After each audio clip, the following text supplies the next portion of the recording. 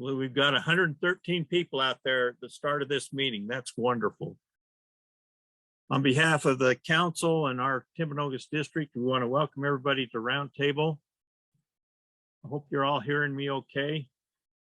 And we're excited to have everybody here tonight. We're going to first have an opening prayer, and we've asked Terry Richardson to offer that prayer for us. And then we've asked Steve Baugh to do the Scout Oath and Law. So if everybody will mute yourself while we do these two, that probably will work out best.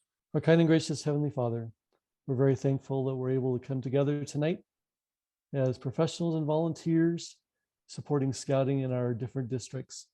We pray for health and strength for all our volunteers and wonderful families that are part of our program, and pray that we'll have thy spirit and guidance with us tonight as we learn new things through our roundtable. And we ask this in the name of thy Son, Jesus Christ. Amen.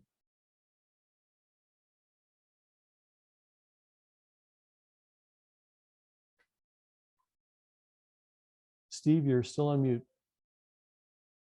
Steve, are you muted? Invite everyone to make the Scout sign. Scout oath.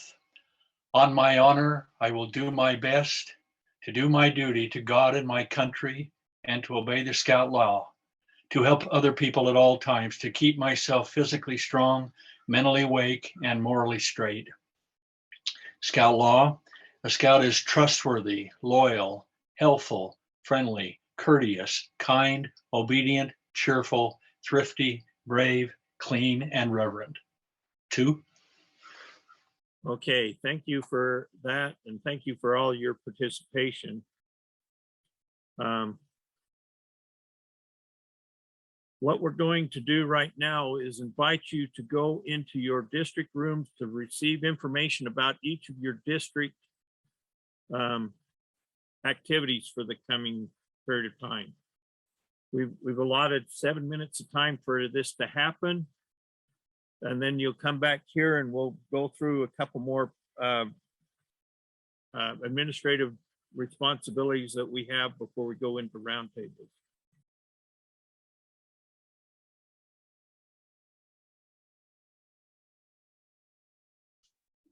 Okay, welcome back, everybody. The poll is out there, so if you see it, go ahead and put your name and troop number and district name in there so we can get a good roll from everybody. I'm going to share my screen with you. You should be seeing the food safety moment, and that's to remind us of to take care of our food this summer when we're on camp and outdoor activities. Make sure we are clean, and that is something that BSA wants us to be alert of at this time of the year. So in your invitation, this document was included in that, and if you need to get it, you can go there and down click it. It's also available out on the scouting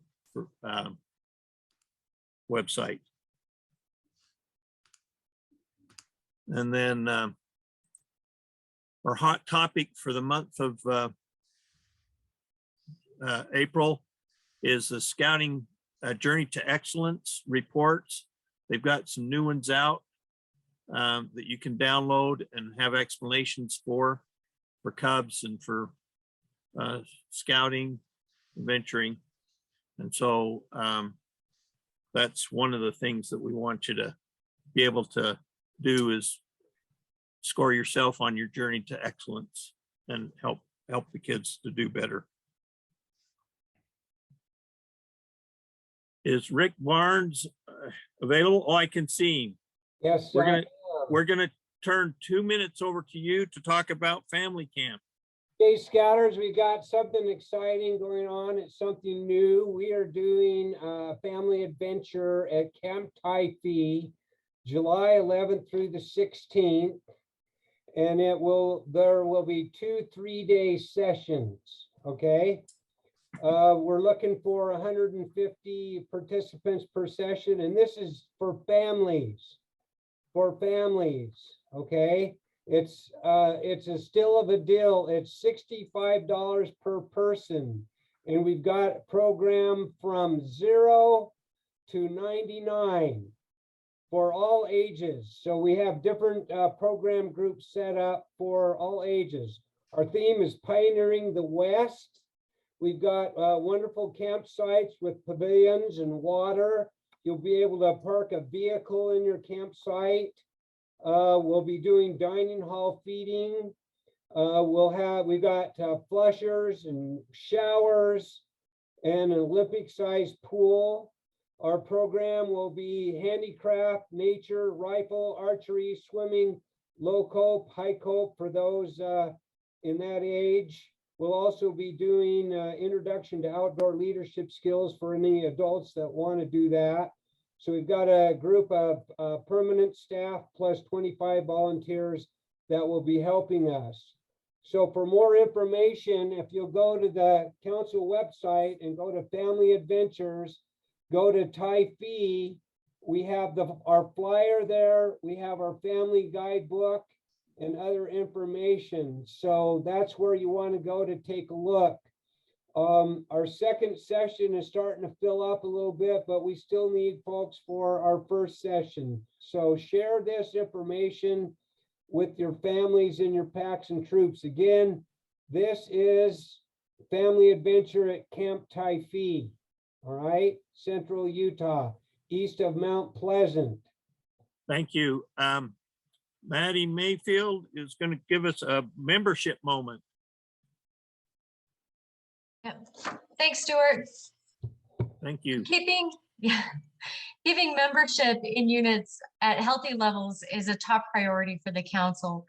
So each month in our district, we offer a quick tip to help your unit achieve its recruiting goals.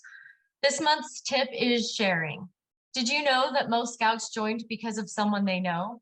It's true. That's why sharing the news about scouting is so important. Two great examples are scouts sharing their fun experiences with their friends and parents sharing their support for the program with the parents of their scouts friends. But sharing goes beyond that. Does your unit have a Facebook page or social media account? If you do, that's great. Ask your leaders and parents to share the unit's posts on their own pages. It will expand your reach exponentially. Did your scouts have a great experience at camp or another event? A great experience can be turned into a testimonial, which can be shared in any number of ways, from flyers to social media. This month, focus on how you can maximize your efforts to share the news about scouting. Thanks. Thank you. Thank you so much. Membership is an important part of scouting. A couple of just quick reminders. The fundraiser for beef jerky is going on right now. If you're not involved in that, you need to look up some things to find out how to be involved. We want to remind everybody to make sure their youth protection is always up to date. So we're getting through some people who are starting to expire, and we need to encourage them to make sure that youth protection stays up to date. And then there's some training opportunities. I got a advanced or a notice for Leave No Trace on May 13th and 14th. It's advancement training or training that's makes it so you can teach and leave no trace. So we want to make you aware of that.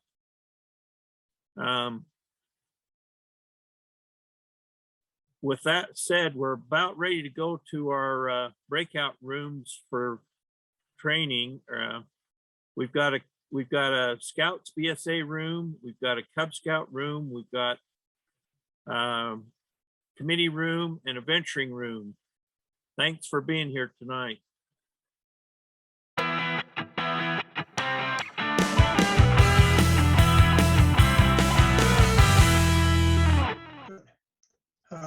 As I consider 8 of us in here, it would be well to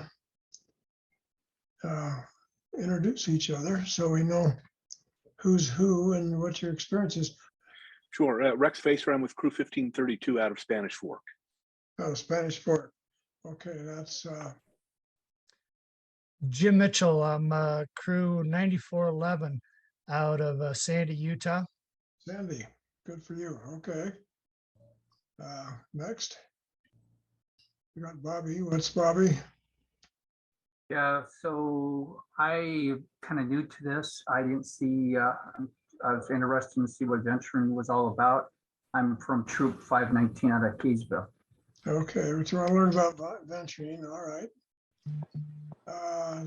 Jim Mitchell, we've had Max. Hi, I'm Steve Parker from Thurston Peak. I'm the Venturing Roundtable Commissioner. Great. Okay. And we got Matt McGriff. Yeah, my name is Matt McKiff, and I'm a committee chair for 3 units, Troop 42B and 42G. And as of Monday, we started 42 or crew 42. So we're in St. George, Utah, and we're just brand new with this crew. Okay, great. Are you the advisor or you have someone? No, I'm the committee chair. Our advisor will be Cade Hoff. Okay. All right, so we're good. You get it. Kent Vance. Yeah, Kent Vance. I'm a unit commissioner with both Troop 220 and the Crew 9220 in Thurston Peak District. Okay, great. All right, we'll move on. Scott Anderson, who you've got here. Let's see. Now you have a crew, Scott. Yeah, I'm the associate advisor for Venture Crew 707 out of Provo, and also the chartering organizational rep for Sea Scout Ship 1000 out of Provo. Yeah, great. There's the other side of the family. Julia, let's hear about what's up to date with you. Yeah, I'm the crew advisor for Crew 707 in Provo, and I'm the committee chair for Ship 1000. Okay, so yeah. So you're both doing some sea scouting. Great. Yeah, we're also on the National Service Territory 2 Sea Scout Committee. Oh, you are? All Yeah. right. That's great. I envy that. Okay, Ed Bailing. I'm just an interested bystander.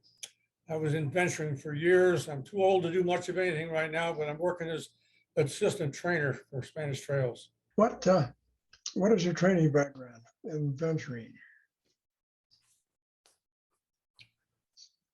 Well, I've been a crew advisor for a better part of 12 years. 12 years. Yeah, I've done wood badge. I've actually gone to wood badge. I've been on wood badge staff, 2 different wood badge staffs over the years. I'm also connected to Troop 411, so I'm also a merit badge counselor and things like that. Okay, that's good. All right, how about some of the others? I guess the question is, those who are venturing, are you all trained? Yeah, so I've been a venturing advisor for only about 10 years. So in comparison, completed all the training, wood badge, etc. I'm a climbing director, trained at Philmont as well. Okay, well, that's great. Well, any others want to give us some info? Well, I'll pipe up and say, we have no training. We're brand new and we'd love to get some training. Okay. I thought we'd get started, but my advisor, we have a lot of experience in troop, but we really were excited to get this crew organized so that those of us in St. George, all the troops we have down here have something to graduate to. We're really excited about it. But we look forward to getting more training as we go along. Okay. This would be a training tip for venturing. Get it online, it's quicker. Okay. Get all the training you need online. Just so happens. Use. Well, there just so happens to be an NYLT course down there in St. George in August, I believe. So you can get your youth trained. And then we are doing an IOLS, Introduction to Outdoor Leader Skills, in October, and a leader specific in July, I believe. So we can get all that information. That's the best training. Those are required to be considered a trained leader. Oh, that's true. That's great. That's Can I just mention something about training, please? when it comes to training, obviously there's two types. One is leader directed, where you have a group. The advantage of that is you got a lot of people to ask questions from. That's right. The other advantage is doing it online, and that saves you two things. Let's suppose and you were being trained as a venturing crew advisor. Then all of a sudden they say, well, you're going to be the committee chair. Well, if you look in your training, you'll see that you already are trained as a committee chair through the training if you did all the modules for venturing. The same is true if you're a committee chair and they ask you to be the advisor. Well, you've already got not most, but a lot of it already done online. That's the advantage. I suggest it's possible to do both. Yes. Well, that's really true. Well, the district should provide the training for you, but there are teams, as Scott has talked about, that provide it too. Now, I guess the next question is, what are the problems that you're encountering in your venturing?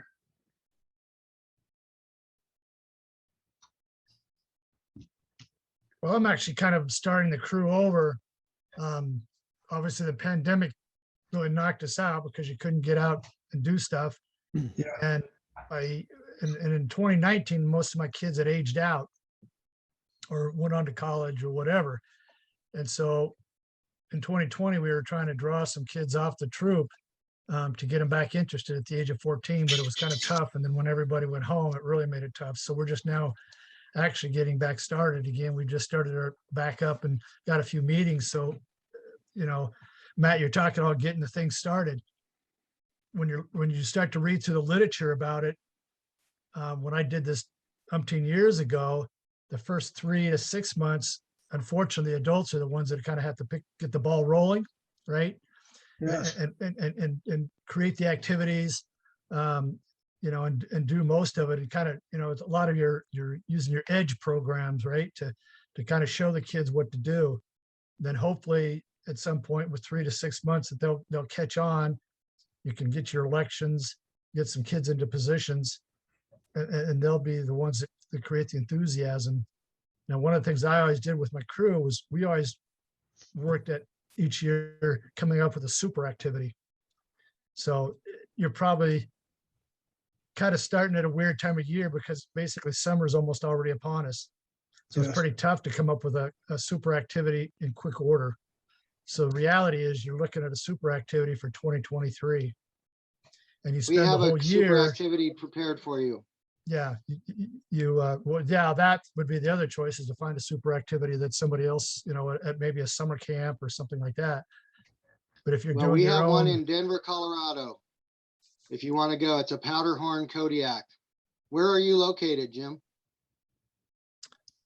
Where's me, your I'm, troop?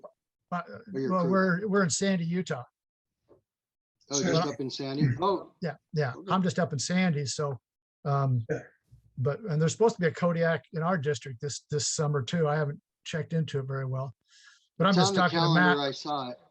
Yeah, I was just telling Matt, you know, trying to get something going, but that would be one of the things to get going. I always also, to try and kind of encourage my high adventure, the venturing crew. Since you said you had both the crew and the troop, right? So I'm sure a lot of your activities are shared. So like if they go to summer camp this year, maybe the kids that are the venture crew can actually go do, if there's a high adventure activity or a high adventure part of that summer camp, use that as your activity to kind of bond the kids together. How many youth in your crew? Right now, like I said, I'm real weak. I got 4 kids. 4. Well, that's a good start. Yeah, and we're actually co-ed. Co-ed. Good. Well, that's as it ought to be. Now, I know that some of you are muted. If you would take it off the mute, you could speak to us. Okay. All right. Can I mention a point also about venturing a little bit? Two Yes. problems that occur. First of all, venturing is not designed to do scouting merit badges. Correct. And one of the problems we had in the LDS church trying to administer that program is, what ages are most of those kids getting Eagle at? The answer is 17, almost 18. right? So they're not interested in doing venturing because you can't get their attention because they're still working merit badges and projects. So if you have a kid that wants to come into your venturing crew and he's 14 years old, ask him, has he been a scout? What's his rank? Are you interested in working at rank? Because most venturing crews in the non-LDS environment are not staffed to coach a kid to Eagle. So I would recommend if they still want to be an Eagle and they're in venturing crew, that they be dual registered in the unit. So they can be registered with a troop and with the crew.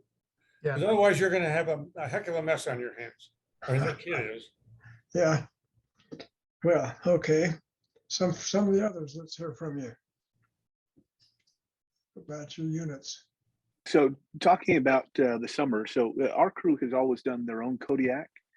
We've always done that in part because our kids want to be able to direct their high adventure activity. So this year, for example, we're going climbing and canyoneering down in southern Utah, and we'll have our Kodiak experience as we're doing that. But that also takes some significant training on the part of leaders. So my associate advisor had to do about 45 canyons a couple of years ago to get certified on the canyoneering. In order to be able to facilitate doing that. And so it really requires, if you're going to do your own high adventure, and we've had a lot of fun doing it, but it requires some serious commitment by the leadership in order to facilitate the things that the kids want to do.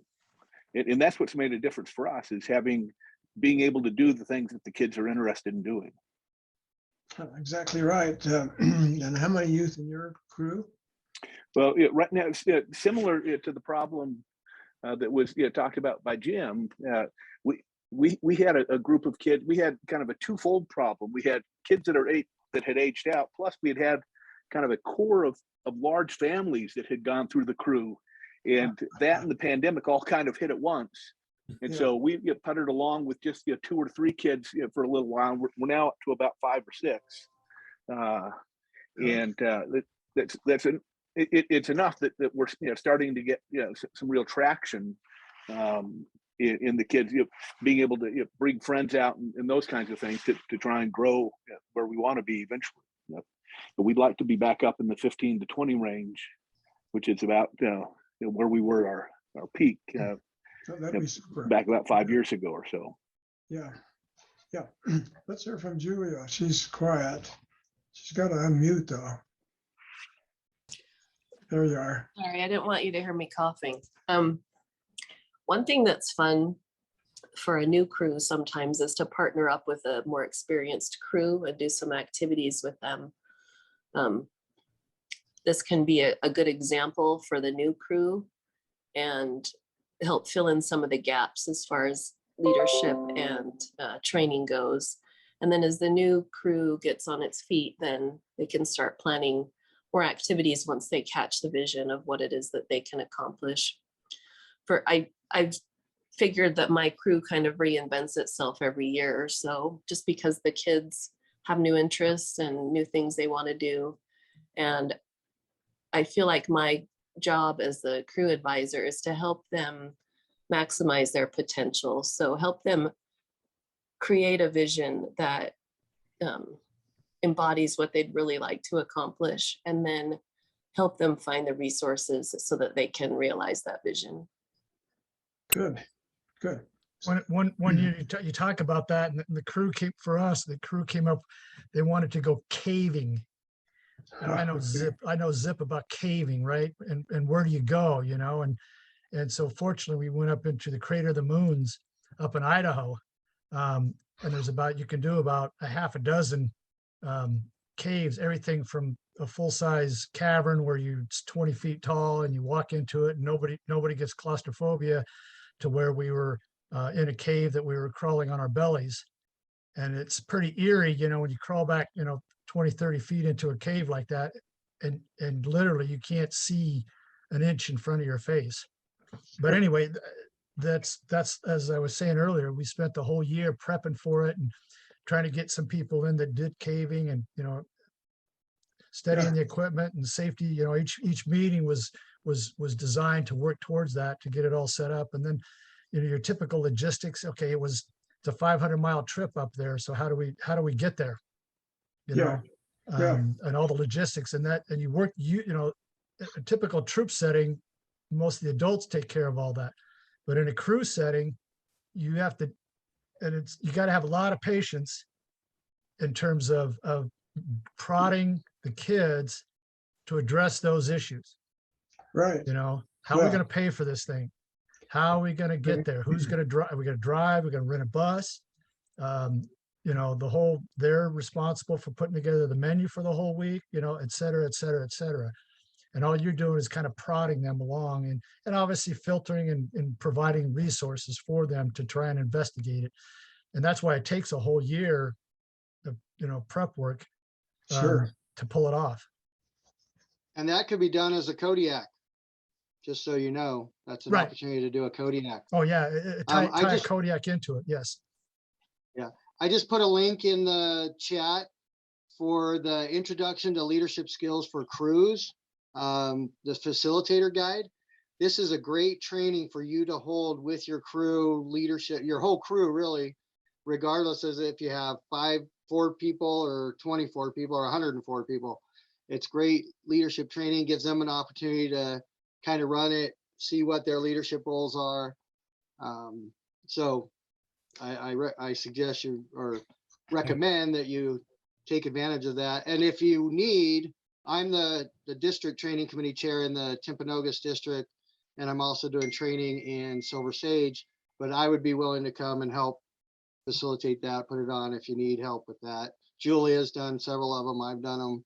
So yeah, we would love to help out. We historically have tried to do one every year, but over the last couple of years, that didn't happen with the pandemic. But we did just have one about a month and a half ago.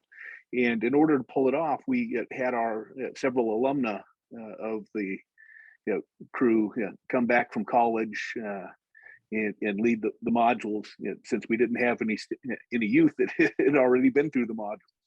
And that was really quite successful. Plus, it makes you really proud to watch those kids that you saw grow up through the crew, doing responsible things with their lives and coming back and talking about how it actually adds value to them. Yeah, that's good. Some others, let's hear your experiences. Just to let you know that the Introduction to Leadership for Crews is basically the same course, except for the unit organization as Introduction to Leadership Skills for Scouts. So if you ever taught that, you really taught most of the course before. Yeah. Now, you raised some issues which are good ones. What kind of a committee do you have? See, typically there's 3 people on paper, and that's as far as it goes. But what's your experience? Have you got a working committee, people that will shoulder some of these issues for you and organize some transportation and do some of the front running for you?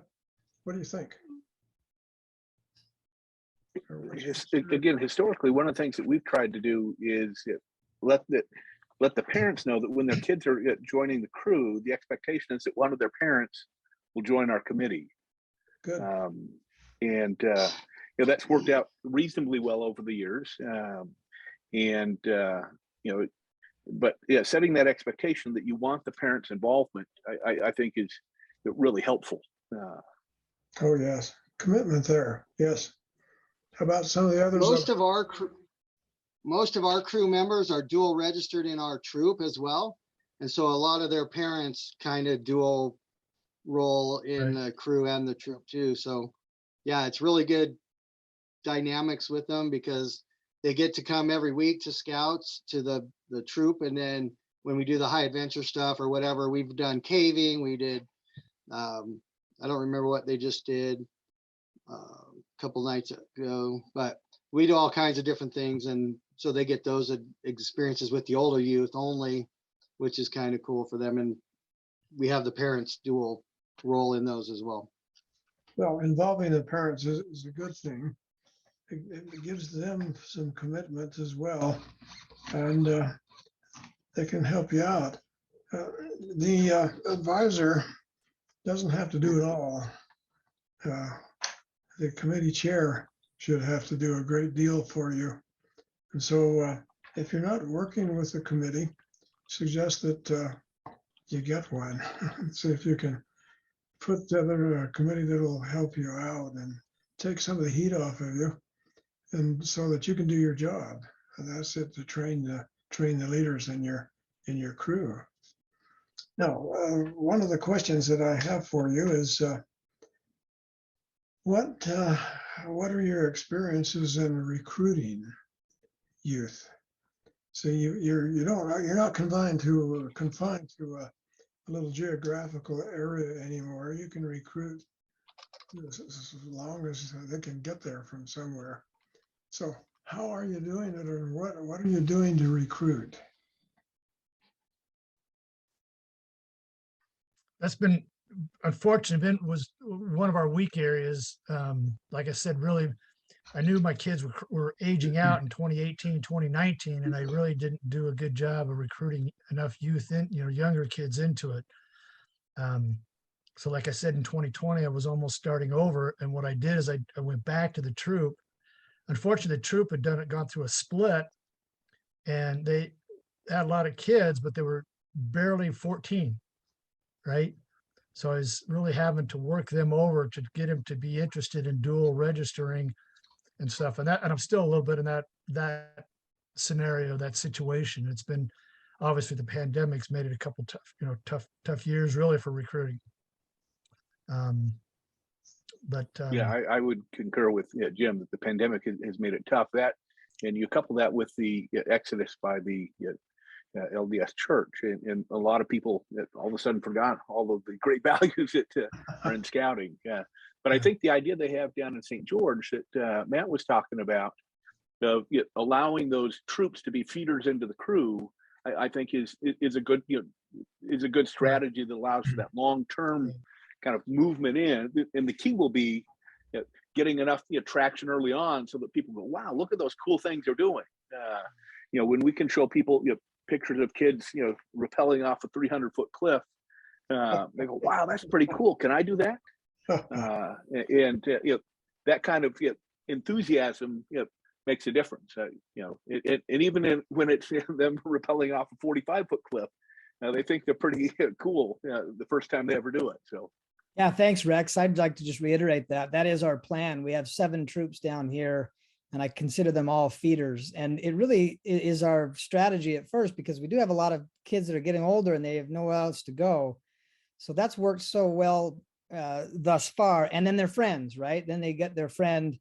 So starting this crew, we have 6 members so far. 4 are duly registered, but 2 were joined brand new. And that's because their friends are coming back to scouting after the mass exodus, right, in 2019. But I also I've never had that problem, because we were always a community organization, so we were always struggling to try and get. Fortunately, our pack over the years has been very strong and fed to the troop a lot, so the troop has always stayed strong. And what I used to could use as leverage, believe it or not, was the fact that we were co-ed. That worked okay until scouting opened the doors for all ages to be, co-ed. So I couldn't use that little caveat to say, hey, girls, when you get to be 14, guess what you can do, right? Because you had brothers, siblings that were in scouts, and they wanted to be involved somehow. And so this, I used to use that as an advantage, but I haven't, been able to do that as effective now. Yeah. One more comment is last year we just started a girls troop. So that's why we have 42BG and the crew. And that's also part of our strategy. We have this girl troop that's growing, and hopefully again is going to be a feeder to our crew. And then one other comment, I appreciate Julia's comment about doing things together. I would love to meet up with you, Rex, and see your crew and get our crews together at some point. If you're coming down to Southern Utah, that would be awesome. But I would love to see some interaction.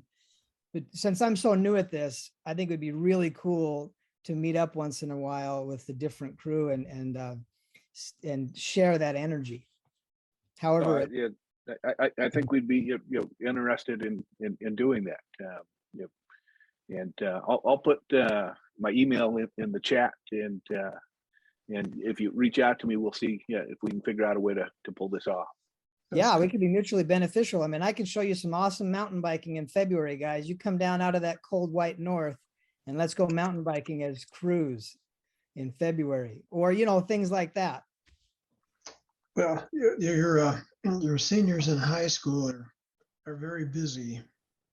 And so have to reach out for these 14-year-old kids and get them enthused, and then move them up the line until they see if you can retain them during their senior year. But it's awfully tough. In football. Yeah, we found that if we got them, you know, when they're 14 or 15 and they started doing fun things, they go, gosh, this is really fun. And they keep at it while they're, you know, in their senior year. And, stay with you. So it's that key is getting that activity going and then figuring, hey, this is really fun stuff. And then they'll keep going. You know, they'll have competing things. They're always having to juggle, when am I taking work off and those kinds of things, or when's their choir concert. But by having it kind of planned out, and they can see that calendar in advance, that helps them manage that as well. Right. Yes. Yeah. All right. Well, so recruiting, and so then we spoke some about high adventures. Each year, you try to have one every year, I trust. And when do you start planning? As soon as we finish the last one. I mean, That's literally. While you're at the last one. When there's a downtime that the current activity, major super activity, you start laying the seed to say, okay, guys, let's start, put our brain caps on. What kind of activity do you want to do for next season? And then within that first month afterwards, so let's say if you pulled off your super activity in July, hopefully by the 1st of August, you've got an idea of what you're going to do for the next year. It doesn't mean you have to start truly jumping into it to plan every little detail out, but at least if you have something you could write on the chalkboard to the kids and said, okay, the next year we're going to go kayaking, right? Yeah. Something of that nature. Then you can start doing, okay, now what do we got to do to pull this off? And then you start spending your Septembers and October and November, laying the groundwork out for all of that. You have some sort of a post-mortem after the super activity. Sure. What worked, Sure. what didn't work. Exactly. Uh-huh. You always got to have a reflection and say, what did we do wrong? What didn't we do wrong? Yeah. And I shouldn't say wrong, but could have done differently, etc. Well, here's a question though. In some of the activities that lead up to a super activity, sometimes you let them fail, and not that you make them fail, but you let them fail. Right. That's why I say you got to have a lot of patience, because you can see it coming as a leader. A lot of times you see it coming before you can see it. If there's not a lot of enthusiasm, not a lot of energy behind the activity, right? It's not going to get pulled off, right? It's not going to go well. Yeah. I mean, during this, one of the things I used to try to do is obviously you have the super activity you're talking about, but you also got to have something each month, right? Some little something, for let's go to the zoo for Saturday afternoon type of thing, or whatever. And you get at least one youth to try and be the person that organizes it, and say, hey, you're responsible for organizing this. What is it going to take? You got to call the place. You got to find out what the hours are. You got to find out how much the tickets cost. Okay, et cetera, and then feed that back to the crew, and then the crew's got to decide how we're going to get there. We all just going to show up at the front gate, or are we going to meet someplace and caravan across town to get there?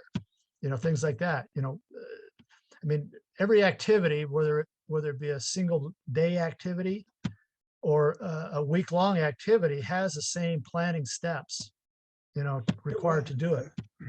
Yes. And granted, some of them are a little quicker and simpler, time and date real quick, but otherwise that's what you got to do. You got to, and you kind of force the kids to kind of educate themselves. Okay. And if they do a couple single, especially the younger kids and the new kids, that you always get them to do just a single activity or, an easy one. And, build their confidence and teach them how it's what the steps are. Now, what about this question? How often do you meet? Right now, we're just meeting twice a month, right? And we're trying to because we're still connected to the troop. A lot of kids are dual registered. So the troop meets at 7:30. So we've been meeting at 6:30, the hour before the troop meets on Wednesdays. So the second and the fourth Wednesdays right now is all we're meeting. Like I said, because I'm just trying to build that enthusiasm, build that understanding of what the program's about, what the biggest thing with venturing that I appreciate is the leadership training that it offers kids way more than what, to me, at the scout level, the troop level does. And this is, it's a life skill. And if they can learn these things, it's a huge life skill that they can take for the rest of their lives. Well, and there are steps, of course, in training these young people, such that your older people who, like at the summit level, can serve as mentors for the younger kids, right. which works well if you can integrate it well. So, but, we also only meet twice a month. It is worked out well for us. Although this spring we've been having additional opportunities for the kids to get together. One of our associate advisors has a small climbing room, and so we once or twice a week have been having open climbing sessions for the youth. Yeah, that works. The key is just making sure that we can have sufficient adults to have our both 2D leadership as well as gender leadership. We have both young men and young women. So, but especially trying to get them more time practicing the skills, it has been useful for us. So. Okay, we've been given a notice that we'll go back to the main room in 3 minutes. But anybody have something they want to say that we haven't talked about? I just want to know, I put the link to the Kodiak course that's in July. So those of you that may be interested, the Council VOA Venturing Officers Association is doing that. And they are looking for staff. So if you have people that have done it, or if you're interested in helping, and then also obviously participants. I do also recommend that you get involved with the VOA with your crew. That way they're always doing, they do a best in snow camp out, kind of like a Klondike Derby at Camp Tracy every year. And it's been hard to get a hold of everybody and get that set up, but I highly recommend. They're a lot of fun. They did a climbing thing or a ropes course at the council office in Ogden. So lots of opportunities for venturing to get out, do fun stuff. Our crew would love to link up with a couple other crews or one or two. We've got kayaks. We're actually starting cycling merit badge this month. So we've got a lot of fun stuff we can do, and we'd love to join in with other crews. If anybody's interested, let me know. Sounds great. Well, we'll wind down, but thank you so very much, all of you. This has been a very productive session, and I'm pleased that you could come and visit with us. So we'll leave the room now. So if you just check yourselves out, we'll go back to the main room.